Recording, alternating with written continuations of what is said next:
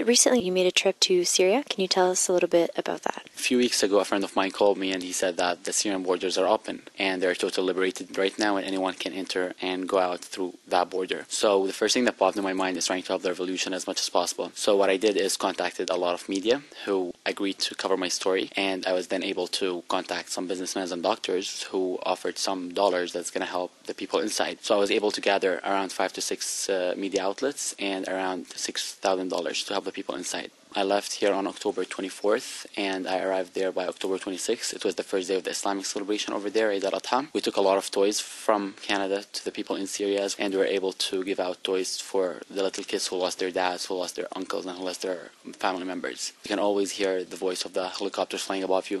You can always feel the bombings of the cities. Just where I stayed, 5 kilometers from where I stayed, there was a military airport. And the military airport contains 70 fighter jets. And in that airport, they keep bombing beside the airport so no one would actually try and come and liberate the airport. So on November 3rd, just a day before I left, the shelling started in the city I was in. Fighter jets started hitting the city. They started bombing the city. More than 15 people lost their lives and 50 others were injured. How did it feel to be one of the only Canadians really covering this area? In Syria, when they saw my lens, when they saw my camera, and they knew that I'm going to be posting everything to the Canadian people, everyone was running toward my camera to send their stories to the outside. So I guess for them, anyone coming from outside who's helping to raise the voice is something they do actually appreciate and respect. What story impacted you the most? The worst story in my case was when I visited the refugee camps. So there's a refugee camp inside Syria. There's obviously ones in Turkey, Jordan, Lebanon, but the one inside Syria was the worst. There's around 1,000 tents, 5,000 people over there.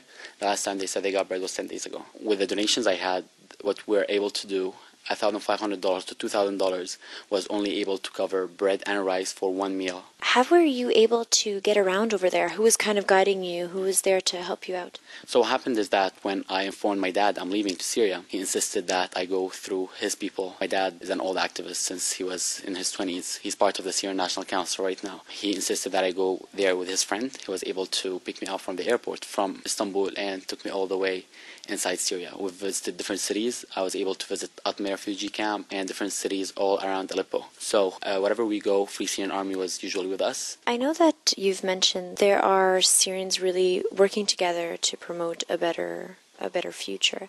But in terms of the international team, let's say the Western countries, they find themselves a little bit not at ease supporting the Free Syrian Army yet, just because they are worried that they'll be supporting movements that are infiltrated by Al-Qaeda or terrorist movements or the Muslim Brotherhood. What do you think about that? When I went to Syria, I had those special topics in my mind I wanted to ask and get more people to explain the situation for me. The first question I asked them is to see their military card. So the people I met, most of them were actually Syrians. So they were all Syrian. Most of them were actually people who defected from the Syrian regime. So as you know, in Syria, everyone above the age of 18 must join the military. So everyone in Syria, I guarantee you, knows how to use weapons. Thank you so much. No problem at all. Thank you.